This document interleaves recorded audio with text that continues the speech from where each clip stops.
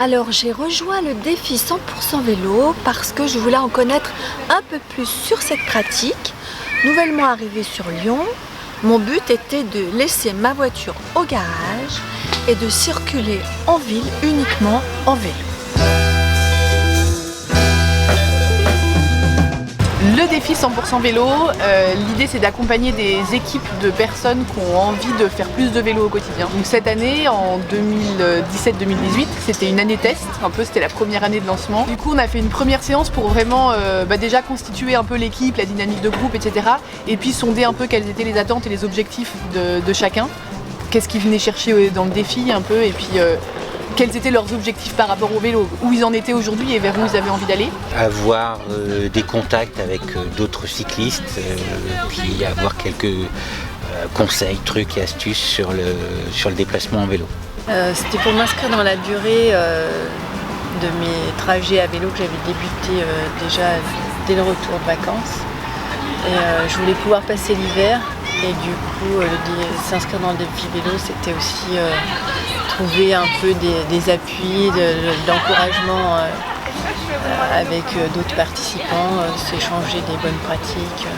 On a fait une première séance un peu sur vraiment la réglementation et tout, qui était la première chose sur lesquelles ils avaient envie d'être formés un peu. Bon, là on a pu aborder les droits et devoirs du cycliste en ville, où se positionner sur la chaussée pour circuler en sécurité, comment lutter contre le vol de vélo. Notamment la première chose qu'on avait vue ensemble, c'est-à-dire prendre sa place en vélo. Depuis effectivement je prends ma place, mais vraiment je prends ma place.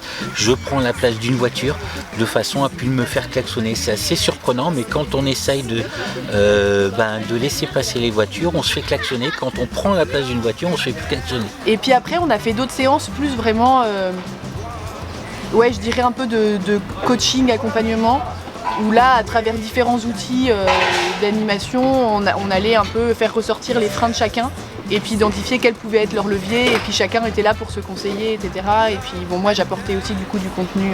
Pour chacun des participants il y avait vraiment beaucoup d'enthousiasme, d'envie, etc. Et c'était chouette de les voir vraiment contents de venir participer, de par la dynamique de groupe notamment, le fait de s'engager un peu dans un groupe, de faire partie d'une dynamique, de se dire je suis pas tout seul. Les relations avec les autres, automobilistes, piétons, etc. Un échange avec les autres membres du groupe. Beaucoup de choses intéressantes qui m'ont fait évoluer positivement. Un des gros freins c'est l'hiver, le froid, la pluie, etc. Donc là ils se rendent compte qu'en fait il existe plein de petits équipements et de choses à mettre en place. Une fois qu'on les a et qu'on est rodé, en fait c'est très simple. Et puis chacun a un peu ses trucs. Alors il y en a qui sont plutôt kawaii, pantalon de pluie, d'autres qui vont être cap de pluie, ceux qui sortent les méga moufles l'hiver, ceux qui n'ont jamais froid aux doigts, voilà. Et après il y a la mécanique aussi, qui est un gros frein, où il y a des personnes, une fois que le vélo est crevé, il reste au garage et puis on n'en fait rien. Et donc là on a fait notamment une séance dans un atelier d'autoréparation de vélo, le Chat Perché, à Lyon, dans le 7e arrondissement. Et donc là c'était chouette parce qu'il y en a que ça a permis de découvrir l'atelier du Chat Perché, de connaître ces lieux qu'ils ne connaissaient pas forcément, et puis de se rendre compte qu'il y a des petites réparations de base qui sont pas si compliquées. Et il y en a qui ont commencé à entretenir même leur vélo, à apprendre des premières réparations de base, qui sont pas forcément allés jusqu'au bout, mais en tout cas ça leur a donné envie, ils savent qu'ils sont capables, qu'il y a des lieux pour être soutenus là-dedans. Ça démystifie quand même beaucoup le vélo.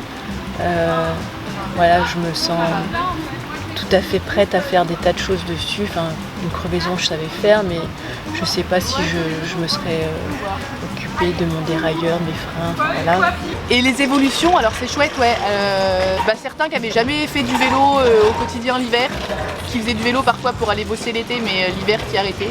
Et donc là tous ils ont passé l'hiver en faisant du vélo. Philippe notamment, lui il est arrivé au début du défi, il allait bosser en voiture. Au cours du défi il est d'abord passé par le train vélo, donc il mettait son vélo dans le train et puis il terminait son trajet à vélo. Et à la fin du défi il faisait même souvent train vélo le matin et complètement vélo le soir. Alors qu'il avait une bonne vingtaine de bornes il me semble. Le défi ça avait été un facilitateur, c'est ce qui leur a vraiment permis de passer à l'action en fait, et qu'ils se disent sans ça j'y serais pas allé. Et maintenant c'est bon en fait, je suis autonome maintenant que j'ai démarré. Tous mes déplacements centre-ville et environ, je les fais en vélo. Il y a une espèce de liberté, un bien-être qu'on ne sent pas sur les autres moyens de transport. Ça apporte quand même de l'énergie. je fais du sport tous les jours, on voit les choses autrement. Au travail, j'ai des collègues qui, dans l'hiver, me pensaient que j'étais un peu folle de venir l'hiver en vélo. Et je leur ai dit que c'était pas compliqué, que il faisait pas si froid, qu'il fallait avoir des bons gants, des bonnes chaussures, et elles le font. Et on continue l'année prochaine, on a très envie. L'idée c'est de chercher des subventions pour continuer de le financer dans des structures type MJC comme on a fait cette année. Et ensuite de le proposer aussi dans des entreprises, et là de pouvoir créer des équipes en entreprise où ça puisse aussi créer une dynamique, etc. dans l'entreprise autour de cette thématique-là. Et puis proposer des rencontres peut-être entre midi et 2. Voilà, pour aussi accompagner les salariés vers ça. Et surtout qu'on s'est aperçu cette année que quand même la plupart ils ont travaillé sur les trajets domicile-travail, qui sont les trajets en fait vraiment quotidiens quoi. Et que donc c'est tout à fait pertinent aussi à proposer sur les lieux de travail. Et enfin moi je suis vraiment convaincue que c'est hyper puissant comme truc. Enfin que c'est vraiment, aujourd'hui les gens en effet ils savent que le vélo c'est bien, on l'a déjà rabâché, que le vélo c'est bon pour la santé, que ça pollue pas, que machin. Donc ça on le sait. Et en fait ce qui manque c'est l'accompagnement pour aider à changer de pratique en fait. Et le défi il est vraiment là-dessus.